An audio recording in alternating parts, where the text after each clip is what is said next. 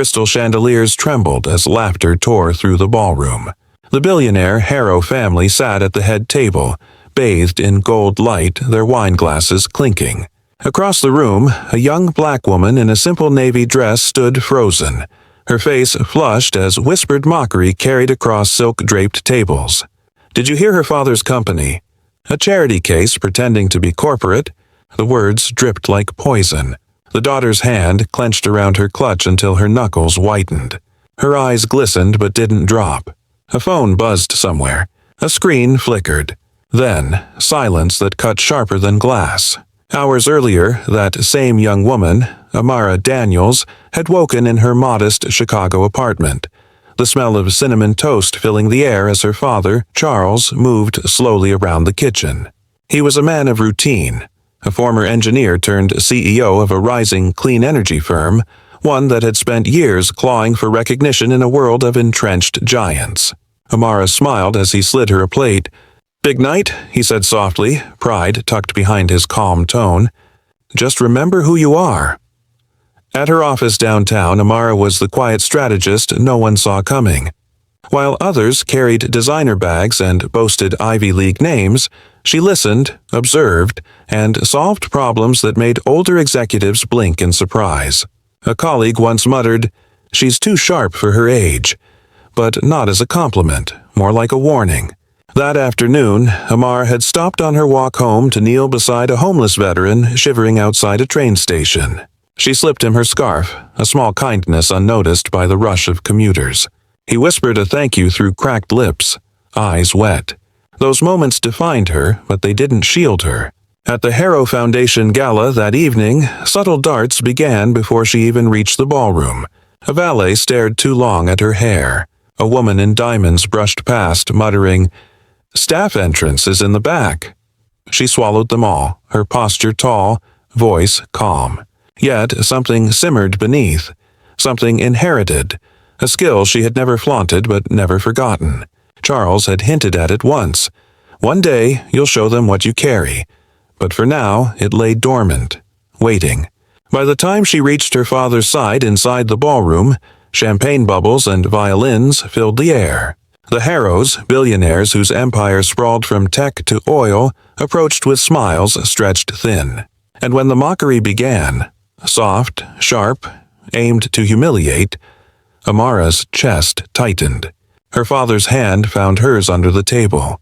He whispered, "Steady." She forced herself still. But then came a laugh, loud, cutting across the room. And in that laugh was the beginning of something far darker. The mockery spread like fire, carried on careless whispers and cruel smirks. Her father's company? Peanuts compared to real power, sneered Matthew Harrow, the eldest son, his cufflinks gleaming. Amara's breath slowed, her chest heavy. She excused herself from the table, walking to the balcony. Cool air hit her face, and for a moment she let the night sky wash over her. But behind her, footsteps. "You don't belong here," Matthew's voice low and poisonous. She turned, calm. "Neither do parasites." His smile faltered. For a moment, silence hung. Then, inside, a sudden murmur, an announcement. The Harrow patriarch, William, had just revealed a merger that stunned the crowd. He claimed their empire had secured exclusive rights to absorb Daniel's clean energy. Amara's heart stopped. She hadn't heard a word of this. Neither had her father. The betrayal was public, humiliating. Reporters scribbled, cameras clicked. Charles Daniel's face flushed crimson as he rose to protest, his voice drowned by applause staged by the Harrow's allies. "Your father sold us out," Matthew whispered at her ear. "Cheap." Amara's mind raced. She remembered boardroom whispers weeks before. A document left unsigned. An email that never reached them.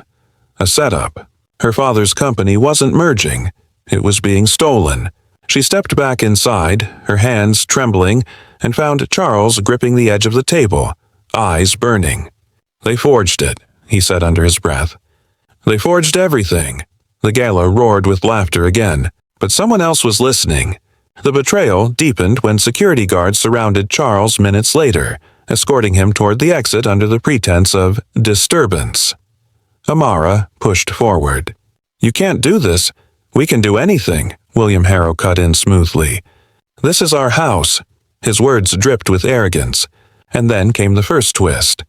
Amara's phone buzzed. A message flashed across the screen. "We have proof. Don't leave." Her pulse raced.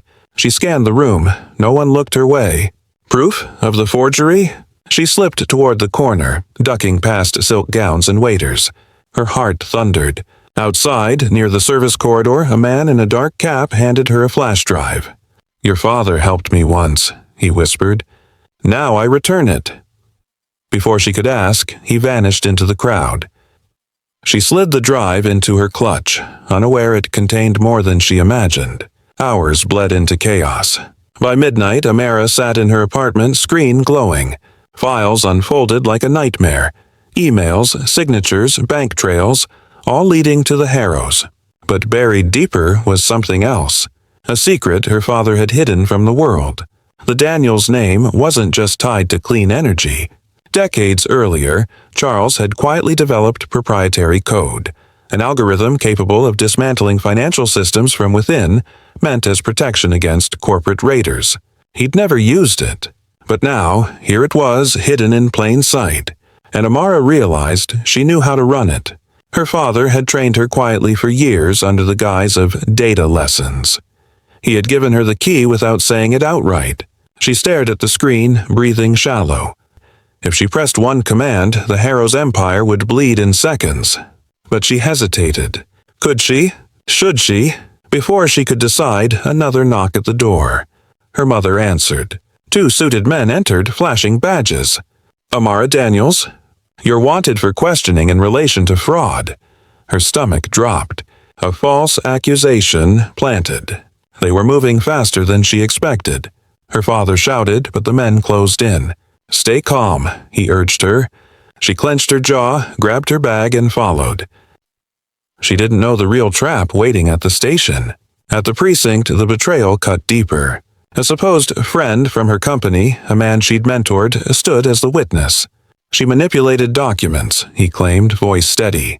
Amara's eyes widened. This was the second twist. Someone close had sold her out. She bit back fury, but in the corner of the room, a flicker on the TV screen caught her eye. News flashing that the Harrow stock had surged after the merger. The theft was working. She inhaled sharply. The officers stepped out for a moment. Alone, Amara whispered to herself, "They want a war. They'll get one." And with one stolen phone, she made her move. Screens lit up. Commands fired. Amara's fingers flew, precise, unstoppable. She activated the hidden algorithm from memory, lines of code cascading like falling dominoes. One by one, Harrow subsidiaries flickered red across the financial web. Funds rerouted. Accounts froze. Overseas shell companies dissolved. Billion-dollar contracts collapsed in seconds. Alarms blared in their offices downtown. Traders screamed on Wall Street. William Harrow sat at his mansion desk, phone buzzing non-stop, face draining pale. "What's happening?" he roared, but it was too late. Amara's pulse raced, each keystroke a drumbeat. Her breath came short, fast. She remembered Matthew's whisper, "Cheap." Her fingers slammed enter. Cheap no more. The Harrow fortune, $950 million of untouchable wealth, vanished. Vanished into nothing. Police rushed back into the room. She stood calm, hands folded. The station lights flickered. Officers shouted into radios, confused. "Global breach. Systems down." Words tumbled. Amara didn't move. "Check your masters," she whispered. They froze, not understanding. Sirens wailed outside. Downtown skyscrapers flickered. Across the city, Harrow's name trended, not with power, but with ruin. Charles burst into the room, eyes wet. "What did you—" She held up a hand. I leveled the field. Silence, thick. Then chaos erupted as screens behind them rolled breaking news. Harrow Empire collapses in historic crash. William's face appeared, drenched in sweat, muttering excuses on live broadcast. Traders jeered. Protesters cheered. Years of arrogance undone in minutes. Amara's chest heaved. She stepped forward, cuffs still tight but her eyes steady. "Now they know," she said simply. The room went still. The world outside was burning, and in the center stood Amara, unbroken, her reflection caught in the glass. One woman against an empire, holding the ashes of their fortune in her silence. By dawn, the Harrow estate was swarmed. Cars fled, reporters surged, allies vanished. Their billion-dollar empire was gone, hollowed like an abandoned shell.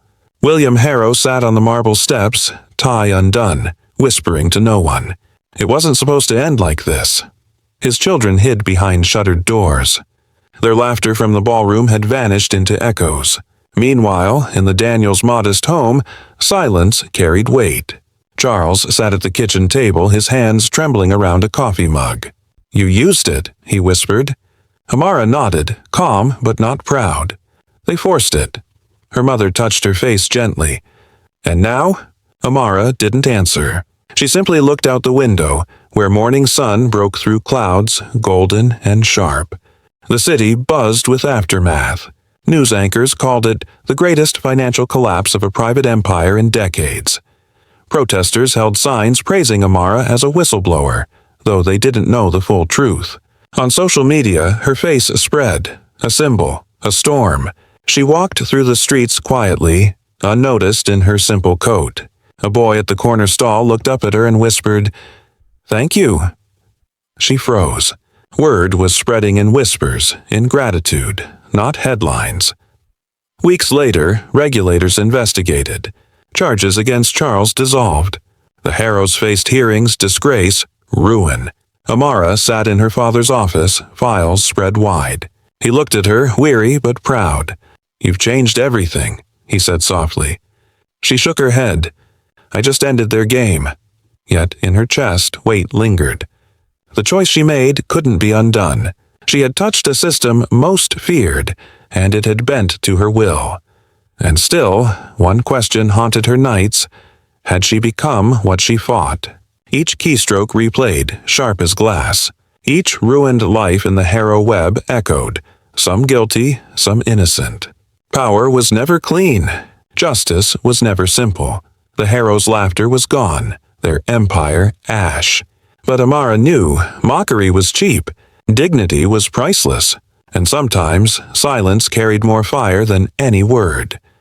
In the end, she stood at the window of her apartment, city lights below, her reflection a silhouette against the dark, her voice low to no one but herself. What's the cost of justice when justice tastes like vengeance? The question lingered in the room, unanswered.